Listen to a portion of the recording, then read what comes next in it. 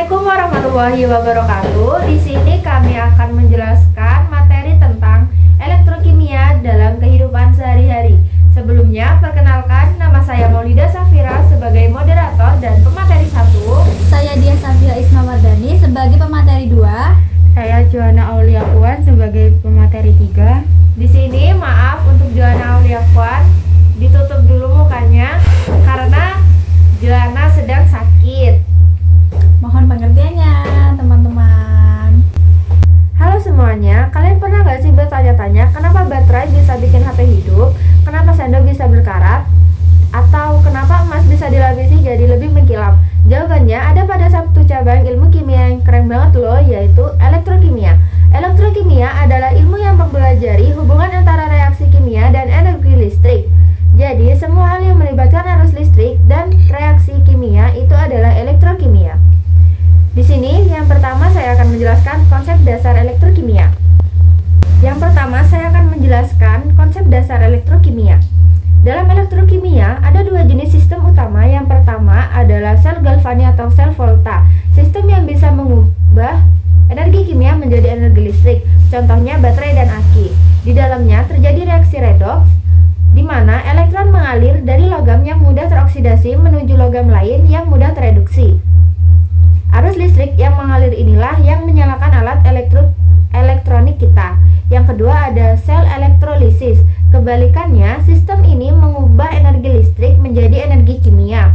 Contohnya, proses penyepuhan logam, pembuatan logam murni, atau pengisian ulang aki motor.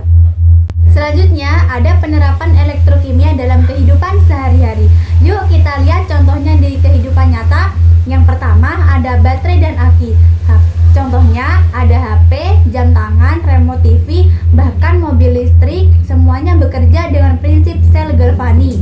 Di dalam baterai terjadi reaksi redoks yang menghasilkan arus listrik. Ketika baterai diisi ulang, prosesnya berbalik, jadi elektrolisis. Yang kedua, ada penyepuhan logam, yaitu electroplating. Pernah lihat perhiasan murah yang tampak seperti emas bukan? Itu hasil proses elektrolisis logam murah dilapisi ion emas menggunakan arus listrik. Hasilnya lebih mengkilap dan tahan karat. Yang ketiga, ada pencegahan korosi. Elektrokimia juga menjelaskan kenapa logam bisa berkarat dan bagaimana cara mencegahnya. Contohnya, pipa baja sering dilapisi seng atau galvanisasi agar seng yang bereaksi dulu bukan bajanya. Selanjutnya ada industri kimia. Banyak bahan kimia dibuat lewat elektrolisis. Misalnya pembuatan gas klorin dan natrium hidroksida dari larutan garam dapur, yaitu NaCl. Proses ini sangat penting di dunia industri. Jadi, baterai HP sampai logam di perhiasan semua itu melibatkan reaksi elektrokimia. Tanpa elektrokimia, kita nggak akan punya listrik portable, motor listrik, atau bahan kimia industri yang penting. Makanya, elektrokimia bukan cuma teori di laboratorium, tapi bagian penting dari kehidupan modern kita. Jadi, yuk kita lihat sains dari hal-hal kecil di sekitar kita. Karena ilmu kimia selalu punya peran besar di balik teknologi yang kita pakai setiap hari.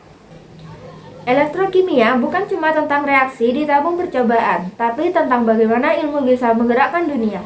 Jadi, jangan berhenti belajar dan terus penasaran dengan hal-hal di sekitar kita. Semoga setelah nonton video ini, kalian jadi makin sadar kalau sains itu nggak jauh dari kehidupan kita. Yuk terus explore dan temukan hal-hal menarik lain dari dunia kimia. Sampai jumpa di video berikutnya. Terima kasih. Wassalamualaikum warahmatullahi wabarakatuh.